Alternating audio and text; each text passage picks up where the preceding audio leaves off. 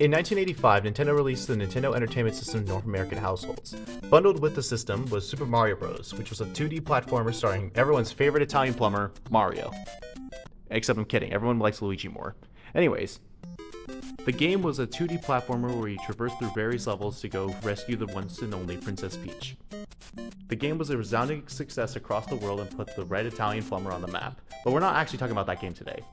I just said it revolutionized the 2D platforming genre, but what about when it jumped to 3D? Fast forward to 11 years later. In 1996, Shigeru Miyamoto once again got into the super comfy developer chair and decided to make a Mario game but for the 3D console, the Nintendo 64, named after being a 64-bit system. The game was released in June of 1996 in Japan and September 1996 in America, while unfortunately having to wait until March 1997 for the European audiences. Although the premise of the game is exactly the same as the original Super Mario Bros., the structure and design of the levels is completely different. Due to the Nintendo 64 only being able to hold a maximum of 64 megabytes of memory, making 40-something 3D levels was just not feasible for the developers at the time. So they had to come up with a different strategy. Instead, Super Mario 64 is focused on a smaller handful of levels, but they are much bigger than anything in the previous games.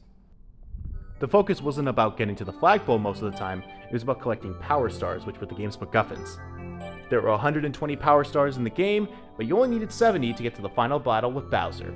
Power Stars were sometimes easy, but sometimes very difficult. They could be at the end of a large obstacle course, or they could be hidden in plain sight. Or you might need 8 red coins or 100 normal coins. The possibilities were endless, and this led to the creators' creativity. The differing Power Star goals also helped to differentiate the different worlds and make them feel more distinct than any individual level in the 2D games. But of course, that's only the objective we've been talking about. Mario himself has to actually get to the Power Stars, but in order to do so, he's got to use a whole lot of that new movement. In the jump to 3D, Mario gained a massive overhaul to his movement system, allowing him to do way more techniques than the 2D games. He can do a consecutive triple jump or a side somersault for higher heights, or a long jump for further reach. Mario could swim before, but now he could swim in a fully 3D space, with its movement inspired by how Shigeru Miyamoto actually took his own swimming lessons. He can also now wall jump to reach higher surfaces thanks to walls, and he can even do a useless breakdance. Well, let's be honest, it's pretty funny. It's pretty funny. The movement in Mario 64 is extremely iconic and is the most memorable thing about the game.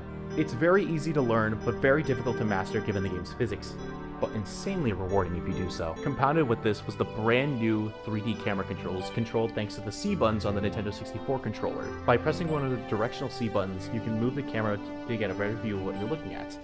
This sounds really simple on paper, but at the time this was nothing like we had ever seen.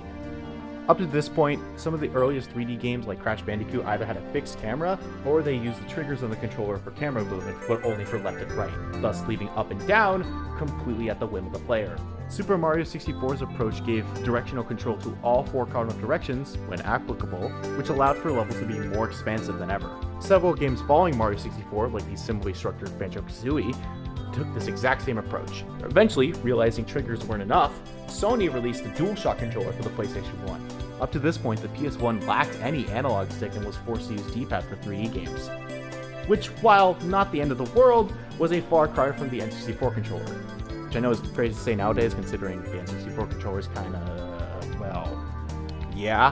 But in 1996, this was a big deal, as Super Mario 64 was specifically designed for the N64's analog stick, thus making it difficult to emulate in the future. The DualShock added left and right 360-degree sticks, allowing for more precise 3D movement and camera control. The first DualShock controller became so successful that it became the groundwork for every future PlayStation controller and eventually Xbox controller and even Nintendo's own controllers. You know, once they got past the motion control phase, but let's not worry about that right now. Here we go! Listen, everybody. Let's bake a delicious cake for Mario. Mario 64's movement defined what it could mean to be walking around in a 3D world. Tons of games released afterwards, such as the same engine Ocarina of Time, to even stuff like Spyro, Tomb Raider, Banjo-Kazooie, and so much more, used a lot of the same principles for movement. Even as we approached into the 2000s, this became the standard for games on the PS2, Xbox, Dreamcast, and PS2, where 3D gaming became the norm. But even after all this time, a lot of 3D gaming can be traced back into Mario 64's initial movement. In these ways, Mario 64 paved the way for the rest of the gaming industry to follow suit, and in that way, it's seen as a work of art.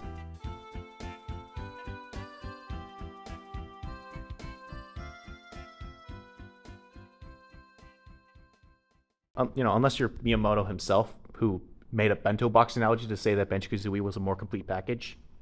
But to that, I say, I actually can't say anything on that. I haven't finished Banjo-Kazooie yet. Maybe I should go do that right now. See you guys. I'm gonna go do that right now. See, yeah, I'm gonna go. Yep.